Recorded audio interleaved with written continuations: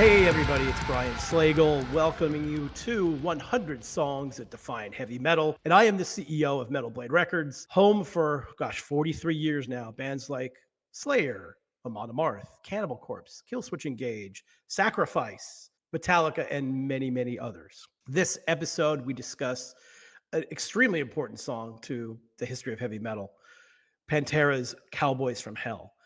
Pantera is one of those bands that if they didn't come along, who knows what would have happened. And they certainly carried the flag of metal throughout all of the 90s and much further. And this being kind of the first signature song, I felt it was important to talk about. As usual, we're going to have my friend Martin Popoff give us some really interesting information on the song. Then we're going to talk to my friend producer, Mr. Mark Lewis, about the production. And then I'm going to bring in my buddy Nick Stewart from Power Trip, who's about to embark on tour in Europe with Pantera. So we'll talk about all of these guys with this great song. I got a shout out to our friends in Thunderflix. Thunderflix is your streaming service dedicated 100% to heavy metal, a dream for every metalhead. To have all your favorite concerts that were released on DVD, Blu-ray, and plenty of documentaries and movies about heavy metal. Thunderflix has it all on HD, no advertising, and easy to use.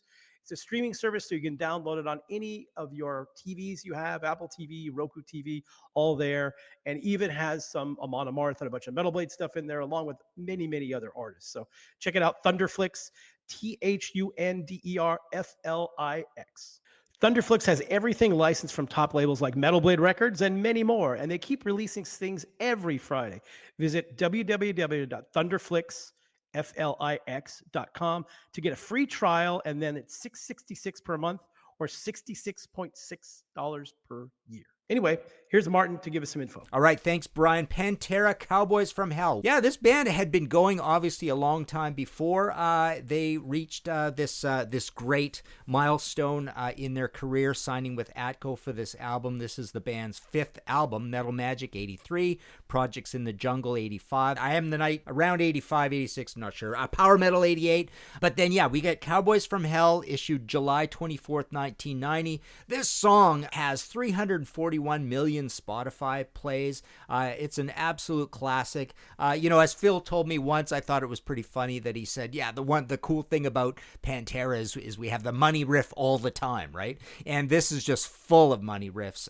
It is just so groovy. You know how Pantera, caused a little bit that idea of groove metal because it was just this irresistible new, very catchy form of thrash. And yeah, great ideas in here. But one of the big heroes on the song Cowboys From Hell and all through the rest of the Pantera albums, in terms of the sound moving forward, I suppose, is the production values of Terry Date combined with what Vinny does, Vinny's ideas of what drums should sound like. You get the really, super dry heart attack on the bass drum, the sort of gated effect. The band got even bigger on Vulgar Display of Power, 92, Far Beyond Driven, 94, The Great Southern Trendkill, 96.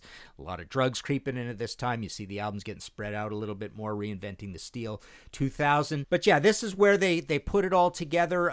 They liked the idea of Terry Date. They actually wanted to go with Max Norman to begin with, but he left to do Lynch Mob. But they liked the idea of Terry Date because of Soundgarden, Metal Church, and Overkill. For some reason, I guess Dime liked the guitar sound that Terry was getting for Overkill. I went and played it. I don't hear anything special about the guitar sound.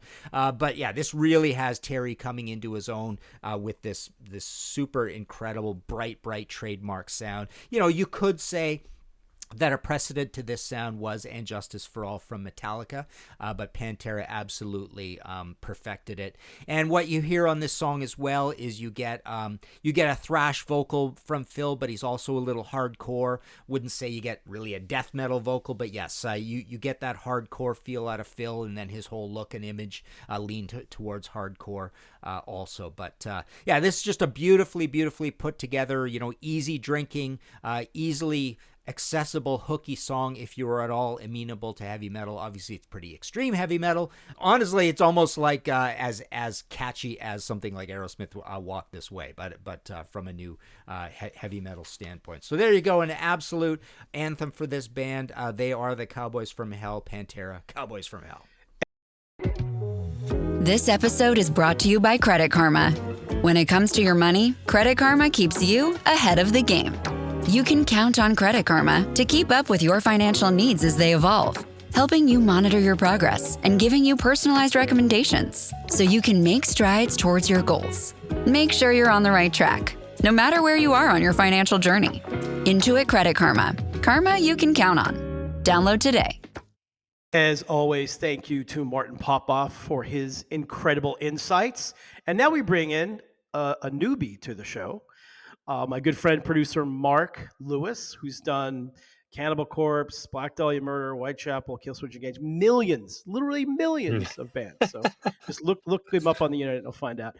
Mark, how are you doing, sir? I'm great, dude. I'm glad to connect. I feel like it's been a while since we've caught up, so now we can do such here in front of everybody. Thank you for having me. It's an honor. So we're talking about the great song by Pantera, "Cowboys from Hell," the classic, probably the one that I guess more or less started it all. Yeah. Oh, it started many things. I can tell you that. That record absolutely blew me away the first time I heard it. And it's funny that we're sitting here talking about this now because I was headed back. I had the family in the car. We were headed back from doing something Christmas related. We had Spotify on, and whatever album we were listening to finished, and Cowboys from Hell came on, and it was on super low in the car. And I was like, God damn, this sounds good. Like, just so low. And, that's always the test, like as a mixer, like, turn it down. Can you hear everything you want to hear? Hearing that, it just sounded unbelievably great, and I thought that Terry Date did such a great job on that. And obviously, Dime and Vinny were sonically no slouches because they grew up in a recording studio. But just what a record, man. Yeah, it's so funny because everybody knows the history of Pantera, but the earlier versions of Pantera were quite a bit different than this. They were, from Dallas, more of a hair metal type band, and I know those guys because they used to do a radio show in Dallas for years, and they'd always call me up and say, "Hey, we got this band," and it's like, "Yeah, okay," but it wasn't what it grew into with this. And all of a sudden, this record comes out. They get Phil in the band, and this record comes out, and it's like, because like I said, I was familiar with the old stuff, but then when I heard this record, I was like, whoa, this is a whole different thing going on here. And clearly this, the signature Dime and Vinny sound kind of came into play starting on this record, really. Yeah, no, it really did. I mean, it was such a like, holy shit, man. I mean, obviously it kind of really started with Justice with the clicky drums and stuff like that, but this took that over the top, and then obviously Fear Factory took it and ran with it, as well. Maybe Dino would argue that he was trying to accomplish this at the same time as Cowboys, but I don't remember what year that first Fear Factory record came out, 91 or 2 or something. It really, something was brewing, and you had guys that heard things this way and just wouldn't stop until their record sounded like this. And it's like, man, it's such a shift to this ultra slick but still so aggressive sound that's just like, holy shit, like this sounds so mean, but it's so listenable. No teeth missing at all on this record. Like, just sharper than shit. Yeah, Terry Date was on fire here. It's just I could go on and on about it, and then obviously the playing is insane. It was just the perfect storm. I mean, I could. How deep do we want to go into this rabbit hole of production? First of all, I have to say, so the podcast is 100 songs that define heavy metal, and this song I think is on the upper echelon of that because how important it was for metal. Because Pantera really, along probably with Metallica, like held the flag of heavy metal in the 90s when metal was completely underground, had to kind of reinvent itself, which it needed to do. And these guys came out, and you could argue that if it wasn't for Pantera in the 90s, like, could metal have completely gone away? You got to wonder. I mean, it was a weird time. I mean, I remember seeing even in the mid to late 90s, I saw Slayer like in the 930 club, for fuck's sake. Like, like a 1200 cap room, and Megadeth too, and it was a weird time. And of course Pantera was not playing those clubs. They were huge, and Metallica was still playing stadiums. Yeah, what a weird time. I mean, you got to wonder if something as revolutionary as Pantera hadn't come along in 1990, where we would be. The more I look back on the 90s, and look, there's a lot of great music that came out in the 90s, and we're going to touch on some of that stuff in the show because it's kind of the lost decade for a lot of underground music that was really great. Like you mentioned, Fear Factory and Cannibal Corpse, and so much really great underground stuff. Merciful Fate and King Diamond. There was a lot of stuff that people missed that I always go back and listen to that stuff because there's a lot of great stuff there. But obviously, everybody knows Pantera. Terry Date had a pretty interesting background before he got to Pantera. Metal Church, classic Seattle band. He did actually a band on Metal Blade called Liege Lord. That's really cool. That if you haven't heard, you can dive deep. Soundgarden. There's a whole bunch of stuff that he did. I always fascinated by producers. And I think he's another one of those guys that he doesn't put his stamp of sound on something. He gets the way the band sounds. I think that's because when you look at his discography before that, it's kind of all over the place. But then all of a sudden he gets to Pantera and like boom, here it is. Yeah, man, it's you hear that record and you're like, Jesus, it's as much of a sonic statement as it is an artistic statement because, the production sounds as good as the songs are, and that's not always the case. I would love to sit with Terry and ask questions and Oh, I have. He did a couple records for us, including Unearth up in Seattle, and I went up for that record. Probably hung out for at least a week or so. So I got to spend some time with him because obviously, guy's done so much amazing stuff, including the Pantera stuff too. I was kind of curious about, but he's a super chill guy, really nice. I was in the studio when he was doing Slayer as well, so it was kind of interesting to see his interaction with Carrie. Was kind of always interesting. But I think most producers in the studio or engineers are chill. Like that's the best way to be. Obviously I've read a lot of autobiographies, and some producers were definitely not like that. I guess Mutt Lang being one of them, where they're constantly pushing and pushing. And there's some guys that do that, but I tend to like, and even when I was producing, tend to kind of be the chill guy in the back, just throwing in some ideas here and there, but not having the iron sword, so to speak. And Terry didn't, at least from my interaction with him, didn't do that. And I think that's why all the stuff he did sounds so good, because he kind of let the bands be the band. yeah, no, it's a big part of it, obviously, and obviously Dime has his guitars and his amps that were so much a part of how he sounded, in terms of the just like the EQ real estate he was taking up. Obviously, Dime sounds like Dime on any guitar and amp, but that first record is the most refined.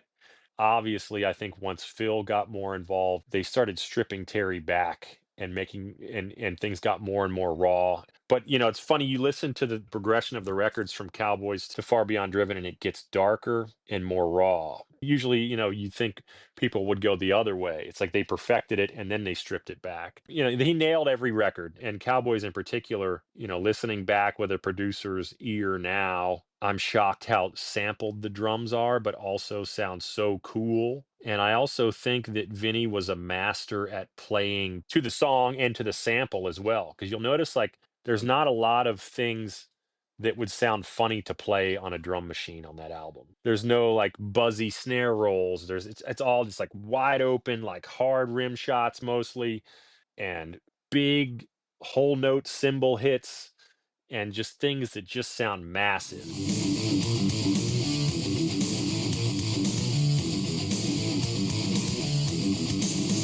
And that's part of Vinny's writing and the brilliance of Vinny. And also, I think he just knew that that's what would sound the biggest. You have to give him credit for that. He had to have known, and he probably took some of that from Lars, who took it from other guys. But Lars is the master of writing parts that sound huge because he stays out of the way, and Vinny was the same way. I have a saying in the studio that I say to drummers, or especially guitar players who think they know how to write drum parts. What would Vinny do? And it always comes down to guitar players or drummers overwriting kick drum parts. Like if a guitar part's going diddle it, diddle it, diddle it, all of a sudden I have this drummer or the guitar player's like, "Hey man, you should follow the guitars." No, don't do that. Vinny would go, "Gah, gah," and it sounds so much fucking heavier when you do shit like that. Obviously, Fear Factory would beg to differ, but Lars and Vinny had this thing where they would lay under these insanely heavy guitar parts, but they would make the guitar parts heavy by what they were playing or not playing on the kicks. And we're talking a lot about just, Lars gets unfairly criticized and not being a great drummer, but he's one of the drummers. I can't really recall any other drummer necessarily. The song is written around the drums. I mean, there's some parts of One There or And Justice for All, dunk, dunk, dunk. I mean, the whole song is written around that one drum part that like nobody does. And Vinny had some of that angle in it too. I never really thought about that until you mentioned that. And I go, he does kind of have elements of what Lars did. I think you could possibly say that on paper, maybe Vinny was a more savvy musician than Lars in terms of the technical aspects of music, but they're both so song-minded. I don't feel that Lars, or maybe Vinny too, considers himself a brilliant musician, but he knows exactly where to lay in the song. And that's such a big part of those bands' success, both of them, where they're placing cymbals behind the vocal and where they're placing kick drums against the guitars. People just don't pay enough attention to it anymore. It's a big thing, man. It's why those bands were as big as they were behind the pioneering guitar players of Hetfield and Dime. Those guys were so brilliant, but then you have these rhythm sections that were equally brilliant, and it was this perfect storm of songwriting that changed music. And that's really what it is. And the same thing with Van Halen, or you could even say to a modern sense, Gojira or Meshuggah. Those guys have the best drummers and rhythm sections and brilliant visionary guitar players, and all of them stay out of the way of the vocal. It's a really good point because that's very important, and not a lot of people can do that. And I also wanted to touch on a little bit the connection between it. I hung out with both Dime and Vinny a lot, and just the connection between those two guys, even off the stage. I mean, they were brothers, but they were like super, super close. And I got to think that musically, and I kind of wish I would have had more time to really talk about how that related to them musically. But those two guys, though, because they were related, because they grew up together, they just had that amazing synergy where it's like if Dime played something, Vinny knew what to play underneath it, and I think vice versa. Yeah, I mean, it's just that perfect storm. And Cowboys, I mean, goddamn, the production is so influential. I would have so many questions for Terry, but I think, I understand a lot of it. And it was just that perfect storm of songs and tone. And I mean, some people even think that maybe the guitar tone's a little harsh. And I'm like, man, I can't imagine it any other way. It's signature. There are very few times that you hear a song, whether it's a Van Halen song, Pantera, probably Metallica. There's a few bands where you hear three notes and you go, I know who that is, and that's hard to do these days. Hard to do at any time. It's one of those things where the bands are not taking enough risks nowadays. You just have to take more risks, and people, blame it on budgets or whatever. It's like, man, you can still make amazing sounding records for not a lot of money. Hey, budget smudgets. I mean, we made Show No Mercy for $3,000. I mean, Black Sabbath made records in like 3 days. I mean, come on. Yeah, that's what I'm saying, dude. It's like the sake of cutting off my own profit stream, forget about the plugins, forget about the drum samples, man. Like, what do you have? Make a record with it. Don't be afraid to take the risks, and the other thing too is the internet has made everything so small in terms of like you can reach anything. You can get a Mesa Boogie plugin or a plugin that emulates whoever's drum sounds or sells you whoever's drum sounds. Whereas, Dime had those Randall amps because he fucking won them in a guitar contest. Or Frederick from Meshuggah had the Marshalls that he had because that's what was available in Sweden, and he didn't get Mesa Boogies until later. Metallica, went from Marshalls to Mesa Boogies because Mesa Boogie was where they lived. Yeah, it got them the sound that they wanted, but also it was like clearly their geographical location had something to do with what was available to them and what they were hearing. And that's a big thing. I wish there was more of that nowadays. Now it's so homogenized. People got to take more risks and you got to rely on your ears more. People are just afraid. And that's so right. And hopefully people will listen to that. And on that note, we'll say thank you so much, Mark, again for doing this.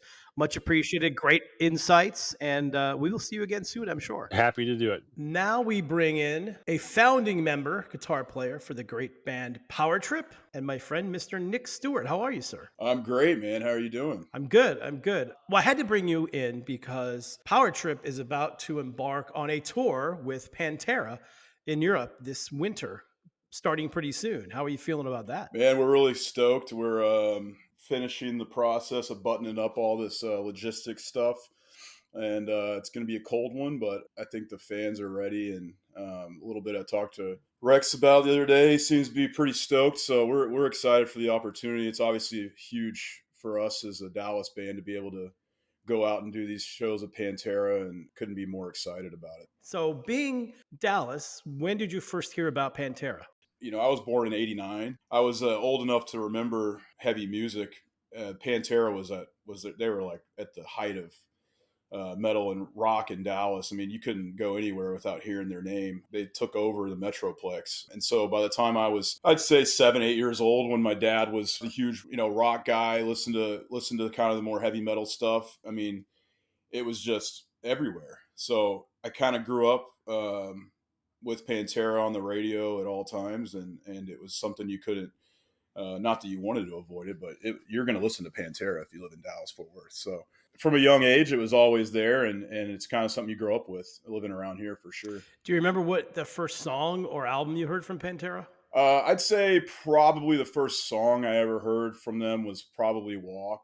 I think when I was, when I was getting old enough to remember, the radio stuff, Walk was blaring. So obviously going to the Stars games and stuff as a kid. Pantera is all over the place. But yeah, I'd say probably Walk is the first song I ever heard by Pantera. So when did you become aware of the earlier version of Pantera, the pre Cowboys from Hell version? Probably my middle of high school or so, getting into later in high school when we started digging more into the older material. And I'd say I started finding out about the glam era of Pantera, Yeah, it was always pretty funny because I used to come on Z Rock down here in Dallas a lot and sometimes I go on the radio and do like 5 hours just hanging out and playing music, taking calls from people. And those guys would always call into my show. And this was during their, early years. Like, come on, man, we're from Pantera. I was like, yeah, whatever. And then all of a sudden this record comes out, or before it came out, actually. My story real quick on the back side of this was I was really good friends with Concrete Management, who managed Pantera in the early days. We were in their New York offices. Our office was in their office. So close friends with them. They were managing them. They came to me, and we had just got our deal at Warner Brothers and said, hey, we have a new Pantera record, Cowboys from Hell. Here's a demo of it. What do you think? And I thought, oh my God, this is pretty amazing. But the price tag at the time was a little high for me. We were just starting at Warner's, and I wasn't super comfortable with spending a lot of their money yet. So sadly, that did not that it would have ended up with us anyway, but that was one of the ones I passed on. Like, hey, probably shouldn't have done that. But I think that this song in particular, obviously there's so many Pantera songs, like you mentioned, Walk and Cemetery Gates, and there's so many big songs, obviously, they had. But I wanted to talk about this one first, because this was really the first. This was the one that separated them from what they used to be to what they became. But more importantly, the time it came out was, kind of nearing the end of metal at that time, which it needed to be dead anyway for a while and reinvent itself, which it did. In the annals of heavy metal history, like Pantera to me is one of the most important bands, because if it wasn't for Pantera coming along when they did, doing what they did, who knows? Talked about this earlier when we were talking about the production. Who knows what could have happened to the overall genre? It might have even gone away or super underground. But Pantera coming out and being huge and waving that flag was important.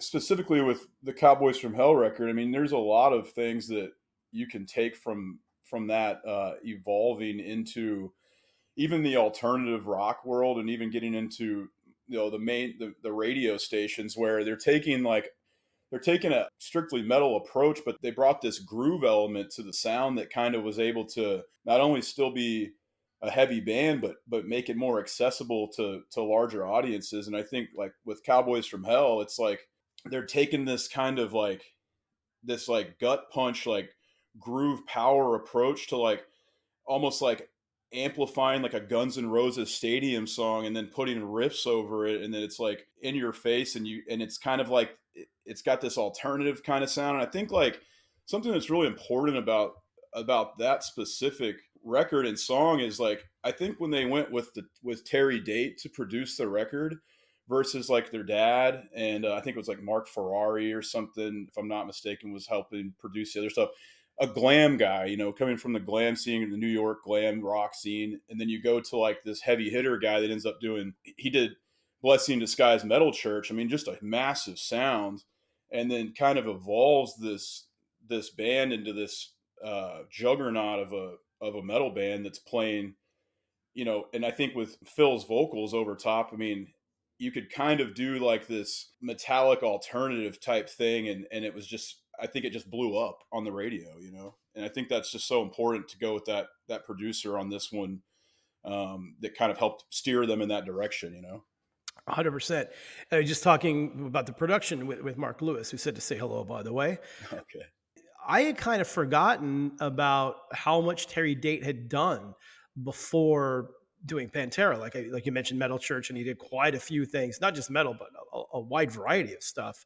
Mhm. And so, yeah, he was the perfect guy. He was a real producer that was seasoned, that knew what he was doing, and was able to help craft their sound a little bit as well. So at the time of this 1989 into 1990, I mean, you're seeing a real shift in heavy music. You know, you're getting into the Alice in Chains and Pantera are kind of catering in this new sound where it's like, yeah, we're a metal band, but we're also in a lot of ways a heavy alternative band with this sound, and it's like you're meshing these two things together, and the groove of it all is so important in this period because groove just took over everything in heavy music. I feel like at that time, and all the bands that incorporated that into their sound, I mean, they all took off for those next 5 years with that sound. So I think Cowboys from Hell was the beginning of it all. So, as a younger guy, how much influence did you get from Pantera? Oh, I mean, a lot, man. I mean, I think because they were bold with how they did it. I think they went with the less is more approach when they started writing these songs. Obviously, I mean, Dimebag is such a unique guitar player. They did it with one guy, and he was so talented that he was able to kind of incorporate four riffs into a song, and they were super detailed. They're super unique, but like, I mean, I think the song is like what, three? I don't remember how many. It's not super long, but it's like they rip. They come in hot. They play memorable riffs, and they're out of there. And it was like, here's four riffs, and we're gonna make you remember this forever.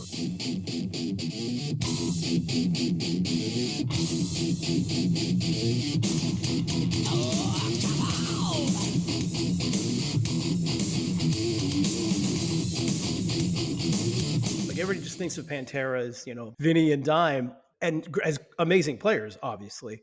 But yeah, the songwriting that especially those two guys did, and the groove that they had together, was pretty spectacular. And over all those years, like, they wrote a lot of really great songs that are just standalone, are really amazing songs in their infancy. They were a unique group. They had some sort of magic with each other that they could bounce ideas off each other. And I think that as they continued along in the process after that, you could continue to see that sound mold and that kind of unique songwriting approach of like, let's put this main riff in here that's going to stick time and time again. And that's why I feel like they had so many hit songs after Cowboys from Hell that were able to make them so successful, and they can play they can play hits now for an hour and a half straight. It's pretty amazing when you think about it. And you're probably too young. Did you ever get to meet those guys at all? I was a kid. My dad lived next door to this guy, and he was in like a Kiss cover band that played. They were a really popular Kiss cover band in Dallas. I can't remember the name of them, but he would throw these house parties after their shows. Since we lived next door, my dad was friends with this guy. He was like, "Hey, you want to pop over here and hang out?" And Vinny would be there sometimes hanging out. So, I got to see him a few times when I was a kid. And then when I got a little older, he ran the biggest strip club in Dallas called the Clubhouse. And that was like a rock strip club. And he had like platinum albums all over the walls, and they played metal and rock and roll. And it was like a cool, like, you're a kid and you're playing in bands and you're like, I got to go over there. I got to go check that place out. And he was always there. So, we'd see him there. And then something cool happened. Like later on in 2017, we played the Loudwire Awards in LA. We did like a live performance there, and we won an award also. And he was there. I think he was representing Hell Yeah at the time. We had a brief exchange about how the Cowboys are playing like shit, and that was kind of cool just to talk about because I think it was right after they had just lost their playoff game to the Packers or something like that. So yeah, I'd seen him around growing up, and he was always at Trees, the local venue in Deep Ellum. He always had his spot there for like a lot of the heavy rock and metal shows. So he was out all over the place. And I think that's really important too, because as big of a musician as he was very in touch with the local scene and the city. And you could really feel that with him. So I think that was something that made me really have a lot of respect for this band as well, is that they were as big as they ever got. And as much as they branched out their careers with other bands, they were always around. And you can talk to anyone that knows those guys now, and there's a lot of people I talk to all the time that work at venues around Dallas that have a million stories about hanging out with them and how cool and down to earth they were. And I can a little bit I would see them around, I think I can attest to that. So, and that's what we try to model ourselves after that too. Be a part of the scene, be a part of the city, and do whatever you can to kind of be present and help out. So I think that was important too. Yeah, and you're 100% right. They were super great guys. I hung out with them many, many times at the clubhouse, which was always a lot of fun. Especially, it wasn't as much fun if they weren't there, but if they were there, which almost every time I was there, they were. It was a blast, and just hanging out with them a ton. Two of the nice, all of them were super nice guys. I never really hung with Phil, but Rex, Dime, and Vinny, I hung out with a lot, and super good guys. And then what you talk about Vinny being at all these, he had a spot at all these shows and venues. Same thing when he was in Vegas too. He had his spot at the House of Blues, and he was at every show, and he was always talking to everybody and very open, like, hey man, how's it going? And same thing at the hockey games, because he went to a lot of obviously he went to tons of the Stars games, but also in Vegas he would go to the Golden Knights games, and just super down to earth. But when we're thinking about like songwriting and crafting songs and that sort of thing, it kind of struck me as like I hung with those guys so many times. They're great dudes, but they were like, they love to have a good time and party, and they're like super fun and funny. And I never really thought about the seriousness of, okay, at some point, I never got to hang with them in the studio, unfortunately, but I would imagine it was a lot more serious going in the studio and crafting these amazing songs. Yeah, I would love to be a fly on the wall in that process, because these guys are party animals in the public, and you're like, how do they flip that switch in the studio? And I'm sure their dad had a huge influence on, like, there's a whole lot of stories of them growing up where they're literally sitting underneath the board while he's mixing other bands. They're just like sitting there, like absorbing all of this information. And I think that was such a cool dynamic that their dad was so involved in the recording process early on. And obviously there's probably some kind of, like I said, some kind of magic that happened in there where when they had to hunker down and write a record, they're just like locked in. And I'm sure Rex had a huge part of that too. There was a story about when they did Sabbath cover, and he was just kind of like watching Dime, put together the solo on it, and how it was like this ethereal feeling of like they would just get quiet and observe and watch, and it would just be like this kind of like Zen moment when Dimebag would sit there and record. So I feel like there was this sense of like amazement almost when they would get into the studio and write and record these things, because of how talented Dime was, and just kind of the sense of awe, and they would just get quiet in there. That's kind of the thought I would have, like, thinking about this. Yeah, and I know that I don't think they spend a lot of time over, like, doing things over and overdubbing, because I know that Dime, for example, played the lead in Voodoo by King Diamond.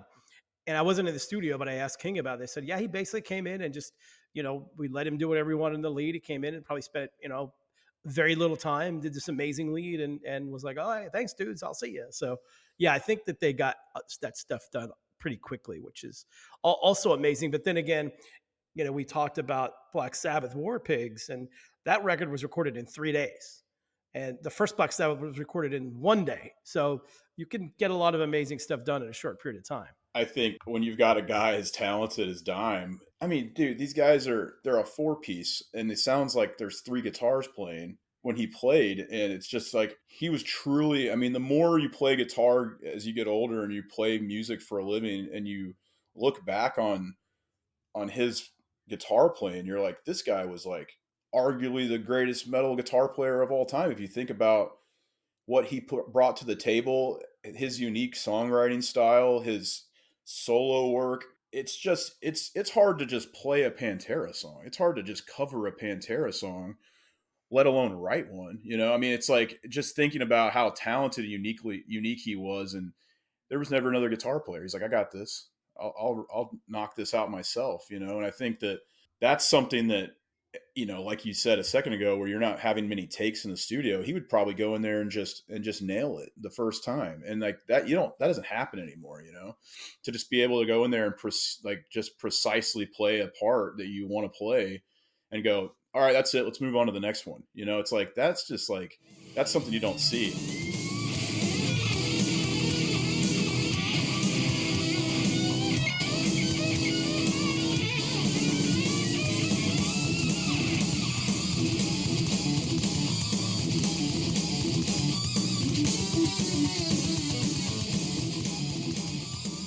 Yeah, and you bring up a good point too about him being the singular guitar player. There aren't many bands in heavy metal that have one guitar player that can pull it off. You've got obviously Tony Iommi, Eddie Van Halen, the Jimmy Page. I mean, there's a few, but Dime was just as good as all those guys and had his signature sound. When you hear 3 seconds into a Pantera song, you know who it is, even if you didn't know the song beforehand. So yeah, unbelievably talented. And Vinny too. I mean, Vinny was a phenomenal drummer. And we talked about this with Mark on the production thing, that those two guys would just lock in to each other. And there was kind of like with Eddie Van Halen and Alex Van Halen, where they just locked in, and that them knowing each other so well, they knew like Vinny would know how to play over what Dime was doing and vice versa. You know, you can't leave Rex out of this. These guys are all just amazing musicians, and they had a glue about them that you could feel. And I think, that's something we always try to do as a band.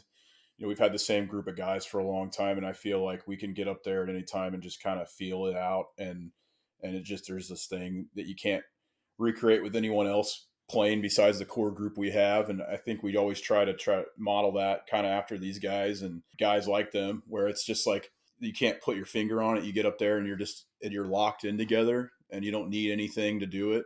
I mean, we don't play with clicks or anything, or metronomes or anything like that. We just go up there and it's a feel process, and it's something that, like, the Tardis with like Obituary, huge influence on us. They're a feel band. They get up there and just feel it out. And I think that's what makes that band really unique as well. And I think that's what makes bands like Pantera at the forefront of that vibe, is just that you're grooving together and you're playing these stuff together, and you don't need anything else. You're just like, it's just organic, natural. And there's no one's forcing anything or trying to make things fit into different spots. It's just like happening.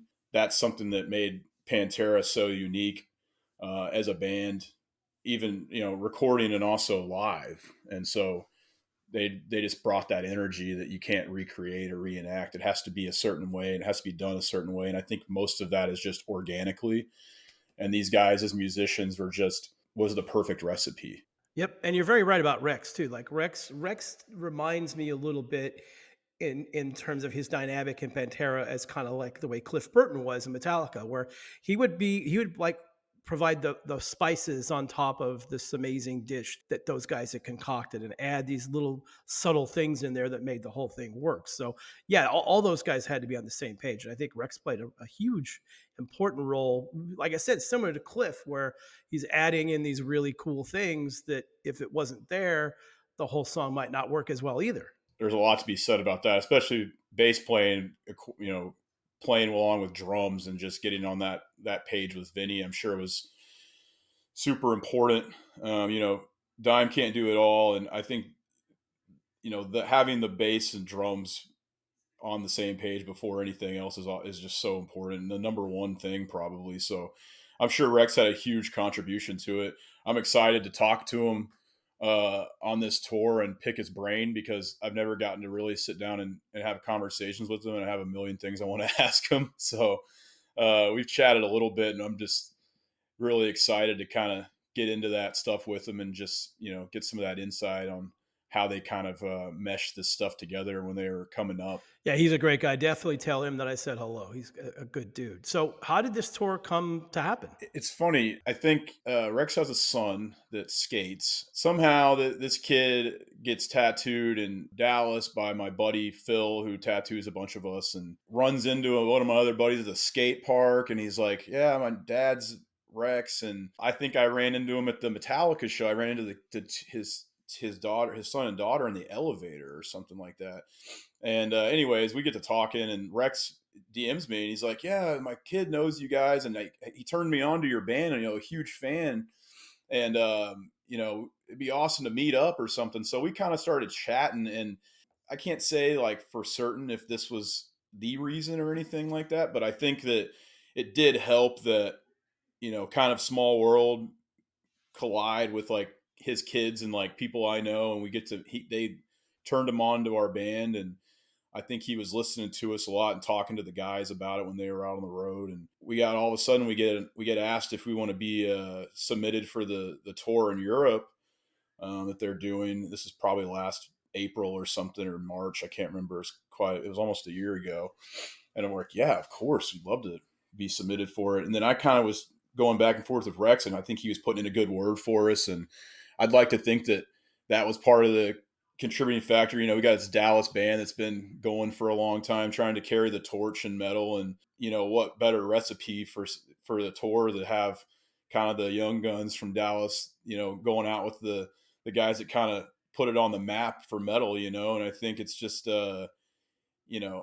I'd like to think that was a big reason why they asked us to do it. And we've had a lot of success as a band, but we hadn't toured in 5 years, and we're just getting back up and running again. And so it was just a perfect time to have an opportunity like this for us. And I think they saw that as well and gave us the opportunity to do direct support for this. And we're just so excited to be able to represent the city and kind of show everybody like what, a band like Pantera did for Dallas and what kind of came from that. And I think we're a perfect fit for representing that for the city. And I think they found out about us. They liked us. Rex liked us. We talked a little bit, and maybe all those things combined kind of got us the opportunity. And I think we're well deserving of it. Obviously, we put a lot of work in over the years and gone through a lot of things the last 5 years. And I think we have this great opportunity to kind of show everybody, hey, we're still here. We're not going anywhere.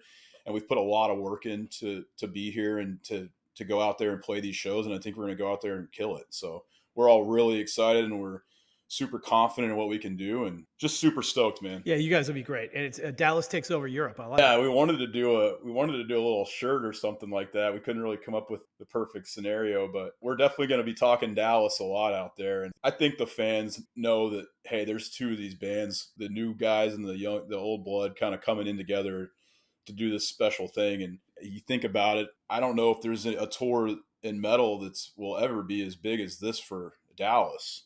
This is like, I don't think there's anything even close to compare this to as far as for the scene, so this is a huge moment for this to go down in history. Yeah, you'll have a blast. And Charlie Benante is amazing. I keep forgetting, I gotta text him and make sure that he takes care of you guys. He's awesome. And Zach's great too, but Zach will talk your ear off, so just be prepared. Yeah, we've had, and a big thing with Charlie, we got an opportunity in 2016 to go out with Lamb of God and Anthrax, and that was our first big tour we'd ever done, and got to kind of learn a lot of things that we've never seen before at that level. And it's going to be fun to go back out there again with Charlie and play with these guys and on an even bigger stage. This is it's the biggest tour we've ever done, and it's amazing that we get to come back after 5 years and jump into these little arenas and play with Pantera. It's surreal, and it's starting to kind of settle in. I mean, I've been talking to you about this for the last, 7 months or so. And so it's finally almost here, and we're just super excited.